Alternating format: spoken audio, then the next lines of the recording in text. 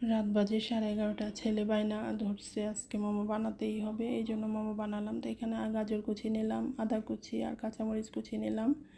তো আদাটা যে পছন্দ করেন দিতে পারেন, না হলে বাটা দিলেও হয়। আর এখানে মাংসটা খুব মিহি করে ব্লেন্ডার করে নিলাম, কিমা করে নিলাম, নিয়ে একসাথে মিক্সড করে এর মধ্যে একটু লবণ ছিটিয়ে দিলাম আর সয়া সস দিলাম।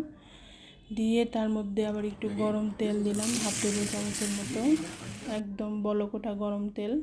এর মধ্যে একটু আদা রসুন বাটা দিলাম, দিয়ে আমি একটু ঝাল কম দিলাম যেহেতু বাচ্চারা খাবে এই জন্য। তো এখন আমি একটা ডো বানিয়ে নিব। এখানে আমি প্রায় 3 কাপের মতো আটা নিলাম। এর মধ্যে একটু লবণ, পিঙ্ক সল্ট দিলাম, দিয়ে এর মধ্যে হালকা গরম পানি দিতে হবে।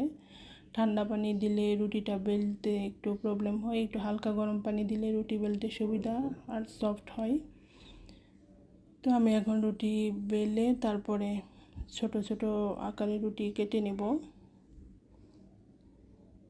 তো গরম পানি দেওয়াতে রুটিটা বেলতে অসুবিধা, খুব তাড়াতাড়ি রুটিটা ছড়ে আর কি, এই জন্য গরম পানি দেওয়া।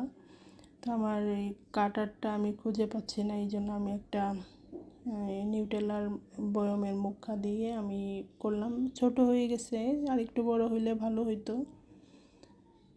তো এখন আমি একটা ভিতরে ডোটা দিয়ে আমি যেভাবে মোমো বানাই, আমার কাছে এই ভাজটাই বেশি ভালো, মানে সহজ লাগে, দেখতেও সুন্দর লাগে, ভাজটা দিতেও সহজ লাগে।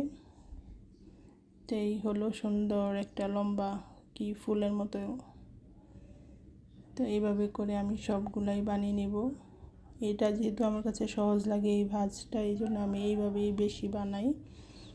আর এরকম করে আমি একটু কমই বানাই, এগুলা একটু কঠিন মনে হয়।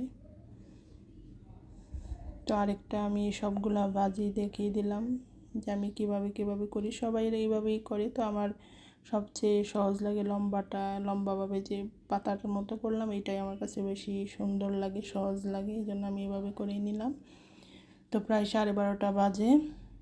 আমি ছেলে না খেয়ে ঘুমাবে না, এই জন্য মোমোটা ভাপ দিয়ে ওকে খাওয়াই তারপরেই শুলাম। তো এই দেখেন রুটিটা পাতলা হইল, অনেক সফট হয়েছিল। তো আল্লাহ হাফেজ।